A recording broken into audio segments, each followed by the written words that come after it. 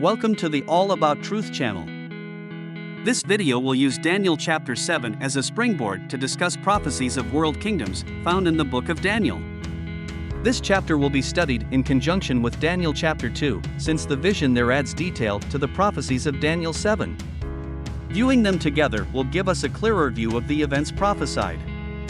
The amazing thing about these prophecies is that much of it is history from our place in time, though it was future at the time of its writing.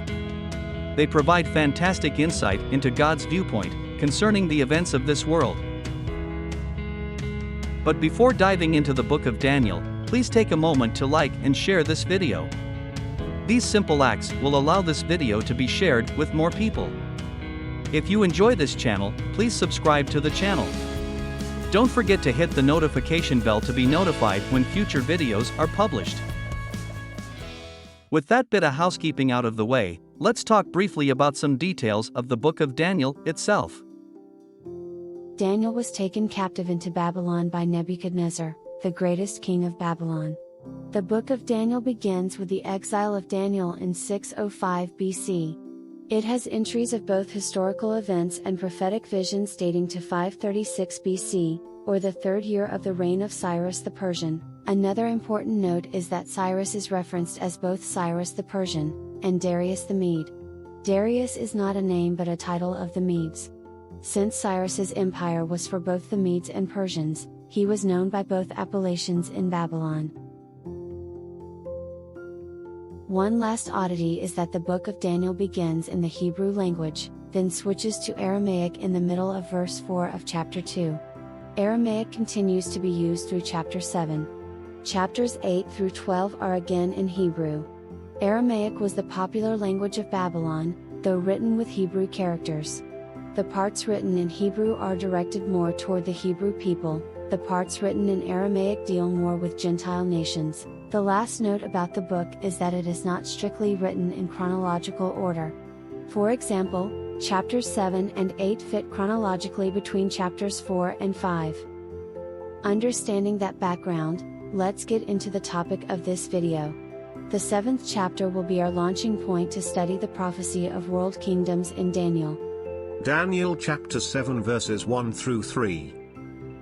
In the first year of Belshazzar king of Babylon, Daniel had a dream and visions of his head upon his bed. Then he wrote the dream, and told the sum of the matters.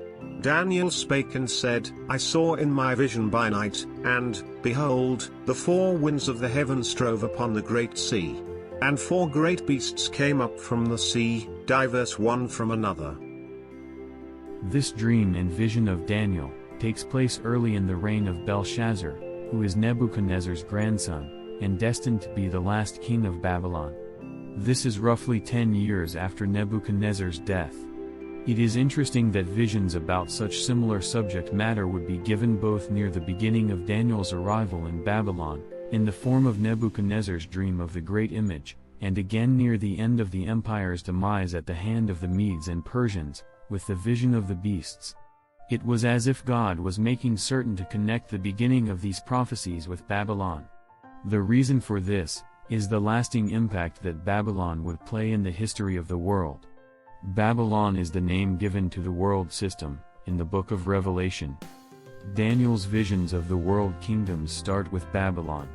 We know that the first of the visions, a dream that God gave Nebuchadnezzar, started as the first kingdom being Babylon because Daniel told Nebuchadnezzar this when interpreting the king's dream.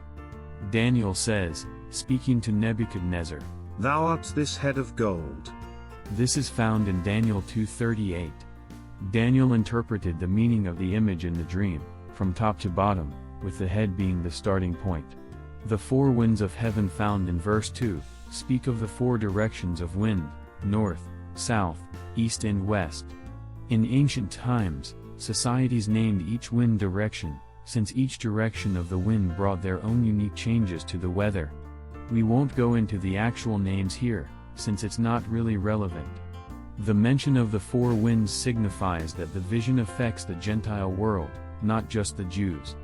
Therefore, the prophecy is about events or places that will affect the whole of the known civilized world of the day, from Daniel's point of view. The wind strove upon the great sea.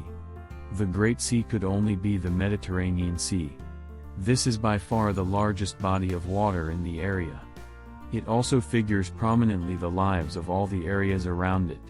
This sea is mentioned in many prophecies in the Bible, including in Revelation 13 verse 1 where the beast that John saw originated. And I stood upon the sand of the sea, and saw a beast rise up out of the sea, having 7 heads and 10 horns, and upon his horns 10 crowns, and upon his heads the name of blasphemy. This is important to note. The Mediterranean Sea plays a big role in the kingdoms that arise in the vision. One could say that these kingdoms could not have arisen without the sea playing a huge role in their economies and military strategy.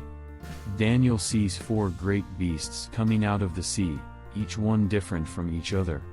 This means that these will be 4 distinct kingdoms, not offshoots of the same kingdom. We know these beasts represent kingdoms because verse 17 tells us so. Daniel 7:17, these great beasts, which are 4 kings, which shall arise out of the earth. Verse 4 addresses the first of these kingdoms. The first was like a lion, and had eagle's wings. I beheld till the wings thereof were plucked, and it was lifted up from the earth, and made stand upon the feet as a man, and a man's heart was given to it. We know this to be the kingdom of Babylon by 2 means. The royal palaces of Babylon were adorned with winged lions. This same symbol was used on the royal seal of Babylon. Also, the first kingdom in Nebuchadnezzar's dream was Babylon, as we pointed out earlier, Daniel telling Nebuchadnezzar that he was the head of gold. This brings us to the plucking of the wings, and the giving of a man's heart to the beast. This is a reference again to Nebuchadnezzar. Daniel 4 verses 30 to 34 tell us what befell Nebuchadnezzar. The king spake, and said, Is not this great Babylon, that I have built for the house of the kingdom by the might of my power, and for the honor of my majesty? While the word was in the king's mouth, there fell a voice from heaven, saying, O King Nebuchadnezzar, to thee it is spoken, the kingdom is departed from thee. And they shall drive thee from men, and thy dwelling shall be with the beasts of the field. They shall make thee to eat grass as oxen, and 7 times shall pass over thee, until thou know that the Most High ruleth in the kingdom of men, and giveth it to whomsoever he will. The same hour was the thing fulfilled upon Nebuchadnezzar, and he was driven from men, and did eat grass as oxen, and his body was wet with the dew of heaven, till his hairs were grown like eagle's feathers, and his nails like birds' claws. And at the end of the days I Nebuchadnezzar lifted up mine eyes unto heaven, and mine understanding returned unto me, and I blessed the Most High, and I praised and honored him that liveth for ever, whose dominion is an everlasting dominion, and his kingdom is from generation to generation. The lion having its wings plucked was reference to Nebuchadnezzar's falling into madness, and behaving as an animal.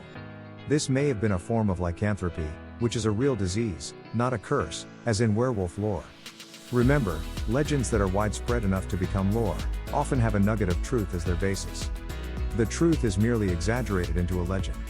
The giving of the heart of a man to the lion references the restoration of Nebuchadnezzar's sanity. So the lion represents Babylon, and in particular its greatest king, Nebuchadnezzar. The next kingdom is represented by a bear in verse 5. And behold another beast, a second, like to a bear, and it raised up itself on one side, and it had 3 ribs in the mouth of it between the teeth of it, and they said thus unto it, Arise, devour much flesh. When interpreting prophecy, it is always helpful to view the prophecy and considering to whom the prophecy is written. This prophecy was given to Daniel, a captive Jew who was taken from Judah, the remnant kingdom of Israel, at a young age. Therefore, all prophecies given to Daniel will, in some form or fashion, relate to Daniel's people and their nation. Keeping this in mind, what kingdom will next occupy Daniel's homeland? The next kingdom to conquer that area was the Medo-Persian Empire. Let's see if our surmise fits the description of the bear. The bear raised up on one side. This gives the idea that it had a side that it favored. Looking at the Medo-Persian Empire, the stronger of the 2 sides was the Persian side. Cyrus, the king who conquered Babylon, was a Persian king. Cyrus not only conquered Babylon, but also conquered the notable kingdoms of Egypt and Lydia.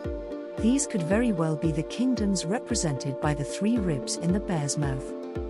Looking back at the image in Nebuchadnezzar's dream, the next kingdom after the head was represented by chest and arms of silver. This also fits the Medo-Persian Empire, seeing that it is made up of two united kingdoms, thus the two arms merging into a single chest. So Medo-Persia is the first of the future kingdoms prophesied. Remember that both chapters 2 and 7 were written during reign of a Babylonian king. Next, we see a leopard come out of the great sea, in verse 6. After this I beheld, and lo another, like a leopard, which had upon the back of it 4 wings of a fowl. The beast had also 4 heads, and dominion was given to it. Following our previous surmise, the next major kingdom to conquer Daniel's homeland was the Greek Empire, more appropriately named the Macedonian Empire. The leopard is fleet of foot and would describe Alexander the Great's swift conquests well. The leopard was aided in its swiftness by having 4 wings. These could very well be the 4 main generals that aided Alexander's swift advances: Cassander, Lysimachus, Seleucus, and Ptolemy. They are also the heads spoken of in the verse, each becoming the head of his own part of the empire shortly after Alexander's untimely death. In the image of chapter 2, the Greek Empire would be the belly and thighs of brass.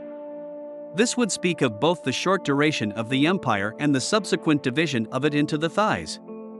Most of the power of the empire remained with 2 of the 4 divisions, Ptolemy's Egypt and Seleucus's Seleucid Empire. Chapter 8 also foreshadows the Medo-Persian and Greek empires. This prophecy is the first mention of the little horn, which is significant in Jewish history and in the future of Israel. The prophecy in chapter 11 adds more to this prophecy, as well as the prophecies found in chapters 2 and 7. These details will be covered in a future video. Getting back to chapter 7, in verse 7, another beast is revealed. This beast is not a known beast, like the lion, bear and leopard. After this I saw in the night visions, and behold a 4th beast, dreadful and terrible, and strong exceedingly, and it had great iron teeth. It devoured and brake in pieces, and stamped the residue with the feet of it, and it was diverse from all the beasts that were before it, and it had 10 horns. This beast is unique from the other beasts in this vision. The other beasts are ordinary animals, but this beast is uniquely unordinary. This indicates that the empire it represents is unlike the other empires. The Roman Empire fits the devastating might of the beast. It devoured and broke into pieces many kingdoms and vestiges of empires in its wake. In Daniel 2, the empire is represented by the iron legs of the image. The iron legs are separate from each other, not joined at the hip like the thighs of brass were. This represents the dual nature of the empire. The western part of the empire officially ended in 476 AD, but the eastern part of the empire, founded by Constantine in 312 AD and centered in Constantinople, continued for nearly 1,000 years as the Byzantine Empire. Of course, the empire's overall influence has never really gone away. Europe and parts of Asia Minor today are in many ways the modern version of the old Roman Empire. This empire, therefore, had extraordinary longevity compared to the other empires. But it never had 10 seats of authority, so the 10 horns that the beast has, points to a revival of this empire in the form of a 10-kingdom or 10-nation confederacy. This is not NATO as it now consists or the European Union as it is now comprised. This will be a true revival of empire among some of these nations. Perhaps all of these nations now exist, or perhaps there will be the emergence of other nations born out of strife in the region with redefined borders. Only God can tell which nations will be the 10. Verse 8 of Daniel 7. I considered the horns, and, behold, there came up among them another little horn, before whom there were 3 of the first horns plucked up by the roots, and, behold, in this horn were eyes like the eyes of man, and a mouth speaking great things. So, out of this 10-nation confederation comes a single horn, or a single king, that takes over 3 of the kingdoms, and this horn had the eyes of a man. So now, Daniel is not talking mainly about the kingdom, but the man who will control that kingdom, who speaks great things. Compare this description with the description in Revelation chapter 13, verses 4 and 5. And they worshipped the dragon which gave power unto the beast, and they worshipped the beast, saying, Who is like unto the beast? Who is able to make war with him? And there was given unto him a mouth speaking great things and blasphemies, and power was given unto him to continue 42 months. Revelation also references the beast. This beast also will possess a mouth that speaks great things. Here in Revelation, we are given the detail that the dragon would control this beast. Who is the dragon? Revelation 20 verses 1 and 2 tell us. And I saw an angel come down from heaven, having the key of the bottomless pit and a great chain in his hand. And he laid hold on the dragon, that old serpent, which is the devil, and Satan, and bound him 1,000 years. Verse 2 plainly tells us that the dragon is the old serpent of the Garden of Eden, which is also called the devil and Satan. So this empire, a revived form of the Roman Empire, is going to be controlled by Satan. But can we be certain that this beast, and the legs of the image in Daniel 2 represent the Roman Empire? Some have put forth other suggestions as to the identity of this empire, such as the Ottoman Empire. Well, the Ottoman Empire can be viewed as a revival of the eastern part of the Roman Empire, so it doesn't qualify as a unique empire. Rome, on the other hand, originated where no empire had been before. But there is another compelling reason found in Revelation. Here, John identifies Rome as one of the empires in prophecy. Revelation 17 verses 10 through 12 say, And there are 7 kings, 5 are fallen, and 1 is, and the other is not yet come, and when he cometh, he must continue a short space. And the beast that was, and is not, even he is the 8th, and is of the 7, and goeth into perdition. And the 10 horns which thou sawest are 10 kings, which have received no kingdom as yet, but receive power as kings 1 hour with the beast. Notice, John speaks of the same 10 horns of the beast, being the 2-in-1 kingdom that is in the future. John speaks of 5 kingdoms that are in the past. He is speaking of the 5 great kingdoms of man, that rose up after the flood. The first one is Egypt, and the second one is Assyria. The third one is the kingdom where Daniel's prophecies begin, the Babylonian Empire. The fourth is the Medo-Persian Empire. The fifth is the Greek Empire. Then we come to the 6th empire. John identified this 6th empire as the empire that is, in other words, the empire that existed when he lived. That empire was Rome. John also identifies a 7th and 8th empire. These are future empires. The 7th is the empire that will be in existence at the beginning of the tribulation. The 8th is that same empire, led by the same man, but with a different master. In the first part of the tribulation, the human part of the Antichrist is allowed to do pretty much as he pleases, but then come the mysterious death of the Antichrist and the apparent resurrection. It is at this time that Satan completely takes over. The difference in the resulting empire is so significant that God allows John to view it as a separate empire. These 7th and 8th empires are also seen in Daniel. The leader of Daniel's beast becomes the Antichrist, just as he is described in Revelation. In Daniel 2, the image has feet and toes of iron and clay. The clay indicates that the empire is more of a coalition in form, but acts as one, being the toes of the 2 feet. Daniel's kingdoms are listed here in these illustrations. The remarkable part of this prophecy is that we can now see the fulfillment of this prophecy in the empires that came after the prophecy's writing. It is amazing to see details that align so perfectly. But since God is the author, should anything else be expected? Just as the prophecies accurately depicted Medo-Persia, Greece, and Rome, the prophecy will be just as accurate in predicting the empires that are yet to come. So, are these empires all the Daniel's prophecies in chapters 2 and 7 predict? No, and that's the most wonderful part. Look at Daniel 7 verses 9 through 14. I beheld till the thrones were cast down, and the Ancient of Days did sit, whose garment was white as snow, and the hair of his head like the pure wool, his throne was like the fiery flame, and his wheels as burning fire. A fiery stream issued and came forth from before him, thousands ministered unto him, and 10,000 times 10,000 stood before him, the judgment was set, and the books were opened. I beheld then because of the voice of the great words which the horn spake, I beheld even till the beast was slain, and his body destroyed, and given to the burning flame. As concerning the rest of the beasts, they had their dominion taken away, yet their lives were prolonged for a season and time. I saw in the night visions, and, behold, one like the Son of Man came with the clouds of heaven, and came to the Ancient of Days, and they brought him near before him. And there was given him dominion, and glory, and a kingdom, that all people, nations, and languages, should serve him. His dominion is an everlasting dominion, which shall not pass away, and his kingdom that which shall not be destroyed. Daniel saw the Ancient of Days, God himself, sitting on his throne. The thrones of earth had been cast down, and God was sitting in judgment of the kingdoms of man. Even the beast, the Antichrist, was destroyed, and all beasts had their dominions taken away. How did this happen? Verses 13 and 14 tell us.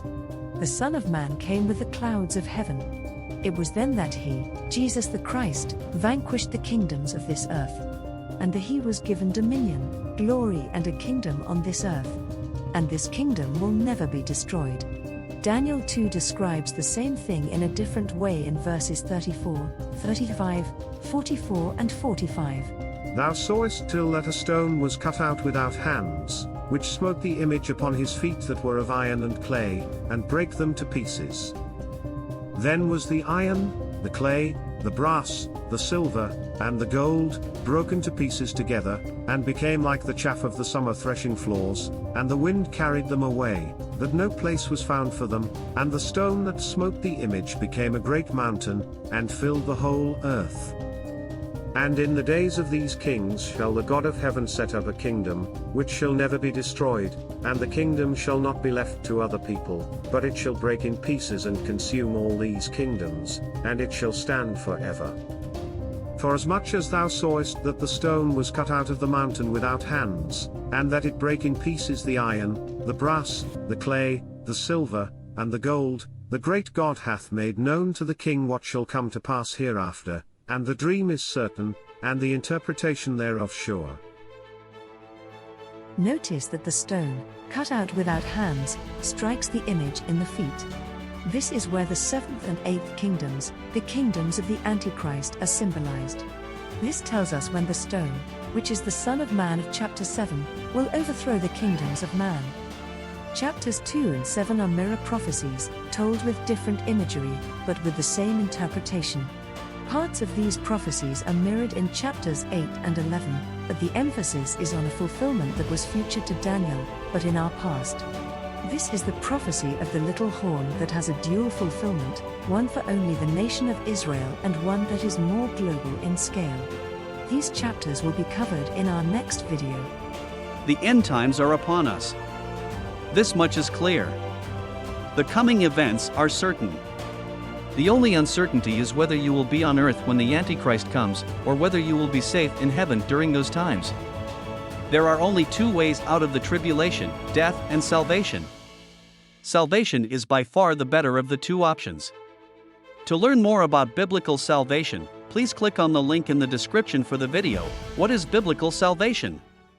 This has been a video from the All About Truth channel. Until the next video, seek after truth. The truth that only comes from God's Word.